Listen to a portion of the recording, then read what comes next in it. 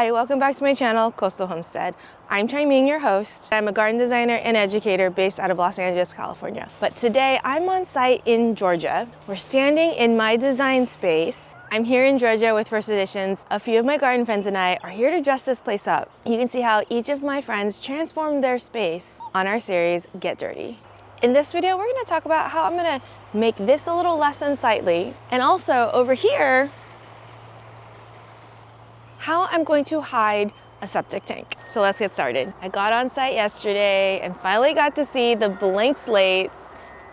Sorry, there's Canadian geese, there's construction going down the way. It's gonna be a little bit noisy, so bear with me. I'm gonna try to keep pushing through for this video because you have to see what's gonna go in. So let's reset. I got on site, I saw the blank slate, and then I was told there's a septic tank.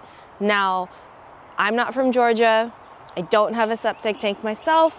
My clients don't have septic tanks. So I did a little research and found you want clearance from your septic tank, and you do not want to plant anything with deep roots or anything with invasive roots because that could cause some crappy problems, pun intended, down the line. If you have an AC unit, I'm pretty sure you're like, what do we do with that? It's a little unsightly. There's always an option to kind of fence it in, but what if you don't want to spend money on a fence? Let's go take a closer look on my plan. First things first, we gotta take a look on what we're dealing with. Number one, let's pace it out. So my space starts here. This is actually my friend Brian's behind me, and I need to figure out how big is this space. It's an odd shape, so the best way is to walk it with my foot. It's almost about a foot, and that way if I'm pacing, I know how wide this space is and how deep. So I go over here, and we're gonna go 1, 2, 3, 4, 5, 6, 7, 8, 9, 10. Can you see me? Not fall into the irrigation setup here. 20, 21, 22, 23, AC unit, 24, 25, 26, 27, 28, 29, 30, 31, 32, 33, 34, 35, 36.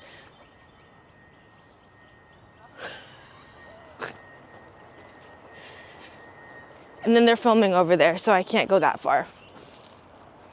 They're filming back there, so I can't go that way. But it's about 40 feet across, and I already counted earlier, it's about 20 feet deep. And as you can see over here, it's got this curved pattern. So we're going from here, and then we're going out a little bit, and then we're gonna turn this way, and then we're gonna turn this way. There's like a wave going through the garden. You can't see it right now. It is full sun most of the day.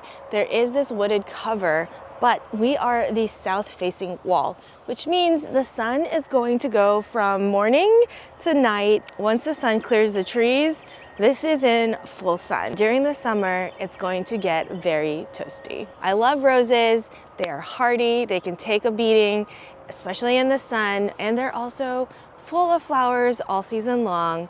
We're gonna use 2 or 3 different kinds of roses. We're gonna use some evergreens, but I need to break up this wooden log cabin wall because it's just not that pretty. We've got flagstone in the bottom, we've got log cabin at the top.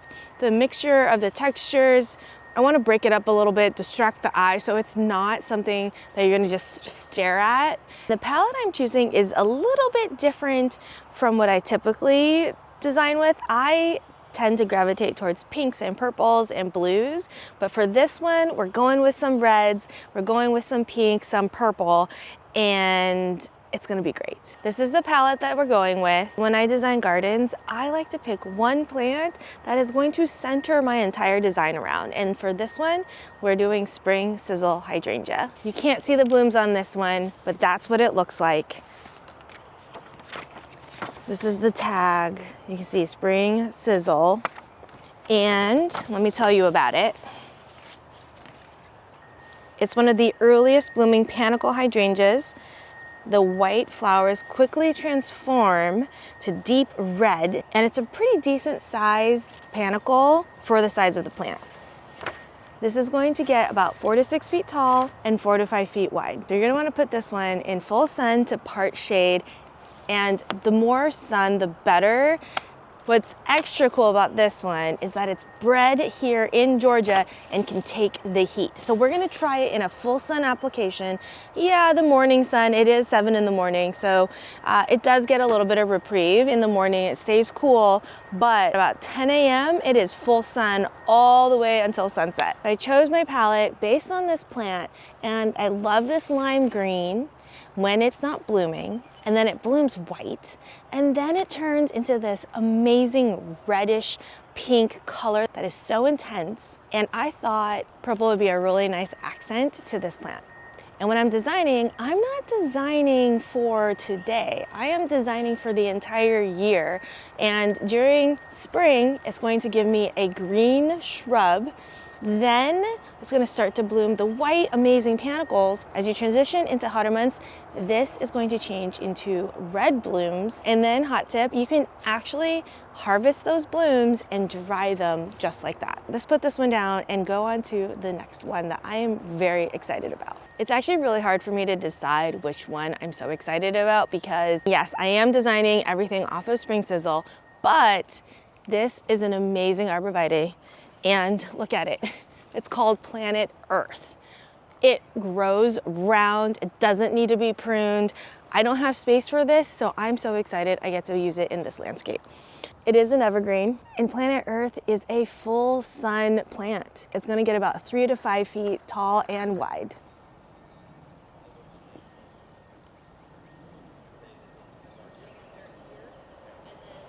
We're in full production mode. This video is gonna be a little bit chopped up, very raw, because now they're gonna start planting and we're doing photography. I actually had to stop real quick and film my segment for the series. It's a little bit of a mix-up. There's construction, so just bear with me. I'm gonna ditch the tripod. We're gonna do a little handheld action, and let's just take a look at some of the plants. I love a crepe myrtle. They're green like this, and then they bloom, and it's just this gorgeous display of flowers. And I can't put one in because they're a little bit too big for my space at home. And so being able to put this in here is going to be so fun. The landscapers on site are actually here to help us plant them. So luckily, I don't have to do it myself. We have this wooded area right here that throws really amazing shade. It's early in the morning, and it feels so nice and cool. Here, I'm gonna put a picnic table, and as this tree matures over the next few years, it's gonna get amazing shade when it gets too hot in the afternoon. This hits afternoon sun, actually midday to afternoon sun, the entire space. So this tree is gonna provide a little bit of shade right here. We do have some hydrangeas on the bottom. Then we have the French Cabaret, red and purple alternating. I'll show you how I place those. This is Allie the AC unit. And I placed this French Cabaret around it in a ring like so, because it's going to give a bit of a wall. And here you can see they are a double flower, full sun, and they're going to be about 8 feet tall. So this is going to have, you have to use your imagination. This is going to be an 8 foot tall, almost like a wall, but you can see through it, and it's just going to be a huge display of flowers. And so it's going to throw that red and pink and purple color, and it's going to flow all the way through here. This is purple magic for the tree. And then here we have viburnums, and they look like hydrangeas, but they're not. And this is opening day, and this one gets big too. Then we have the Chinese fringe, and we have a gorgeous oak leaf. This one is Jetstream, and you can see it's got that pink and white flowers. So even though it's an oak leaf, it does match panicles over there because of the color and the shape. And then as we round here, these are the French Cabarets. That's a viburnum, and we're going to do a little bit of a pattern. Viburnum, vitex, viburnum vitex. And it's got this silvery green purple, like there's a slight tinge of purple to the leaves and stems. And you can see the flowers. This one's called Flipside, and you can see the purple, and it's gonna be 6 to 8 feet tall and then 8 to 10 feet wide. So I wanna cover up all of this with plant material.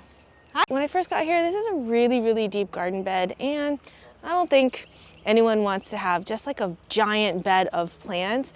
You could, but there's just so much functionality that you can use if you use up the space better. So this is how I've planned it. This is actually my friend Michelle's space, and we're gonna have a large, giant viburnum here, big display of blooms to kind of round that corner.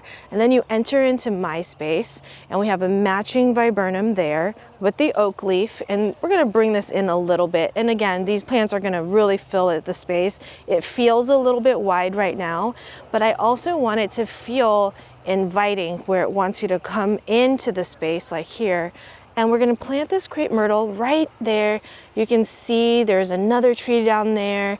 And then that is my potted French cabaret. And then right here, I wanna put a picnic bench, because you can see as the sun is coming in, that's still pretty shaded, and it's gonna stay that way for a little bit. And it's perfect to enjoy a meal or a snack. And it's just wonderful right there.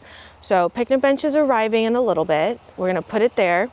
And the idea is here you get pulled in and you can actually take a walk in my garden, and it's a really nice display of color here, and you have some privacy, and you can sit and eat your food right here. And so I have hydrangea, and then the French cabaret. And so the hydrangeas actually weave through, they kind of thread through the space to give that wave. This is the crimson flower. It's dark foliage with bright pink flowers, and it's gonna have it in spring. So you have this color for a while, and then I bet in my zone it probably is going to stay this color. And then you have that flower. It's only 4 feet wide and 4 feet tall, and it's gonna really spread out in this space. And right next to it, I have Cinnamon Girl. And this one I saw last year, and I knew I had to have it because look how beautiful they are side by side. Now the purple really gets pulled out of Cinnamon Girl next to this, and you can see it's just so pretty. The colors, the textures, the movement of the plant is really beautiful if there was a breeze. And this one is actually pretty compact. It's only 2 to 3 feet tall and 3 to 4 feet wide. So this front layer is going to be on the shorter side. Then the hydrangeas are going to be the next layer. And then the French cabarets are going to be even taller, and viburnums in the back. So we're gonna have short, medium, and then the large at the back to soften that wall. Then we have some roses. This one is Sunrise Sunset. It's kind of like a pinky coral. And this is going to bloom in summer and spring. It's 3 to 6 feet tall and 4 to 7 feet wide. So this, even though the pot is little, it is going to really, really spread out. And then here we have different ones. And I love this one. It's called Little Mischief. And I saw it last year, and it's just so floriferous. There's clusters and clusters of dark pink. It says it's full sun, it's compact, it's rounded. It's 2 to 3 feet tall, 2 to 4 feet wide. So if you have a smaller space, this one would be a great rose to have. And you can see all the buds are actually starting to form at the top. This is Sunrise Sunset, and it blooms earlier than Mischief, Little Mischief. And so we're gonna have some of these colors with this one, and it's just gonna be a beautiful display. With this curvature, I have Little Mischief all along the edge, because the way it grows, it is almost like a spray, because the ends are gonna be so heavy with blooms that they're gonna fall down, and there's just so many flowers. And then over here, because I'm already using hydrangeas and roses, I wanted to kind of keep that with the containers. So I didn't want to introduce another texture, another type of flower. Sometimes it can be distracting. You want it to be all together. So this one is French Cabaret Blush, and it's in tree form. And so if you remember, I have the purple and the red to hide the AC unit, but right below me, right here, that is the septic tank. And I don't know anything about septic tanks other than I think you do need to service them if they break with the home maintenance. That's why I thought, oh, we'll put a trio of pots, because while these plants are all establishing, shrubs do grow a little bit slower. It's gonna look a little bit like an empty spot in the middle. So let's put some stuff on top. I saw this perfect trio of pots, and I think they're actually crescent garden. It's a short, a medium, and then a tall. So the tree is in the top one. You can see that this tree is not in direct line with that one because I want it to pull your eye inwards. And when both of them are going to be blooming, I want you to imagine with me. Here you have a huge tree of white blush double flowers, and on there you're gonna have a bunch of dark purple. It's Purple Magic Crepe Myrtle, and it's just going to be this gorgeous display. On the bottom, we're gonna have all of the spring sizzle. It's just going to be so, so pretty. And then here, this one, this is the rose that I'm gonna actually pot 2 roses together in here, because look at how pretty this is. It's actually a blush, and it would take over that entire container, and use some annuals to dress it up in the meantime while we're waiting for everything to bloom. And then as we round the corner, there's actually this odd crawl space, and also down below under the porch. And no one wants to see that, but you do need to be able to access it. So I'm using Planet Earth as a ring around. And again, I'm thinking about maintenance. These will grow and be kind of mounded without having to be pruned. And then over here, these are tall guys. And even though they're so small and they're so, so cute, you won't believe it, but tall guy gets 8 to 12 feet tall. And here in Georgia, where it's hotter, it's probably gonna be on the 12-foot side. And it's about 2 to 3 feet wide. So with the placement of that, I've put one on that side to anchor around the window, and then one on the other side right there. Right there is Brian's side. I'm continuing with the hydrangeas and roses in this mass planting, and then he has some over there, so it's going to really just transition really nicely. That is the quick and dirty explanation of my design, how I came to these choices. I hope you loved it and that you're gonna go watch my episode with First Editions. If you have any questions about the plants you saw, please drop them in the comments. Let me know which one's your favorite. I love Spring Sizzle, but the Crepe Myrtle, the Purple Magic is a favorite, and there's just so many good plants. That's it for this video. I hope you loved it, and I will see you in the next one.